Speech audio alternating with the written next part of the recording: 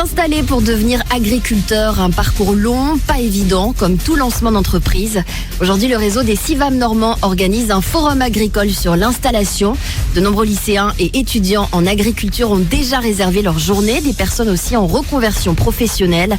L'occasion de rencontrer des producteurs déjà installés, échanger aussi avec des organismes qui peuvent guider.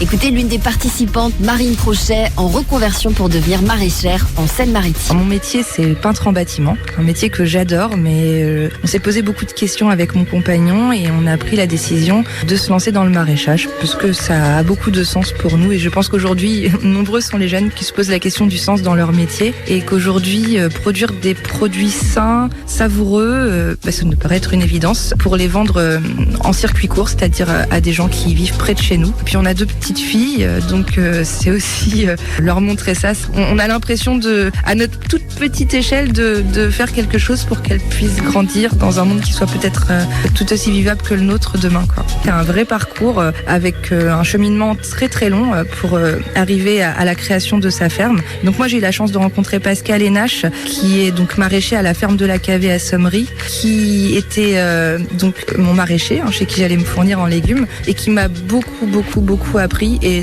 d'ailleurs je suis en stage chez lui actuellement dans le cadre de ma formation et Pascal m'a permis de vraiment cadrer un petit peu les choses et surtout m'a conseillé d'aller rencontrer des acteurs du territoire, des professionnels qui sont passés par là, avoir des échanges avec eux pour qu'ils puissent nous apporter leur expérience, qu'on puisse s'en inspirer. Il y a beaucoup de questions à se poser pour bien débuter. Je pense que la première question à se poser, c'est celle du foncier. Est-ce qu'on a le terrain? Si on l'a, tout va bien, mais si on l'a pas, comment on peut faire pour l'obtenir? Là aussi, il y a des acteurs super intéressants sur le territoire. Se poser la question aussi des finances. Alors aujourd'hui, il y a beaucoup de choses qui sont mises en place pour nous aider financièrement par le biais du Pôle emploi, par le biais de la région, par les aides européennes. Et toutes ces aides-là sont disponibles ou non en fonction du diplôme qu'on a, en fonction de l'âge qu'on a. Donc tout ça, c'est vraiment pas toujours évident de retrouver ces billes là-dedans et se faire accompagner par des organismes. Ça me paraît être indispensable pour pouvoir essayer de ne pas perdre pied dans toutes ces informations. Elle souhaite avant tout se former. Apprendre à faire les choses dans le bon ordre, comprendre un petit peu où l'on va. Et ça, je pense que quand on débarque là-dedans,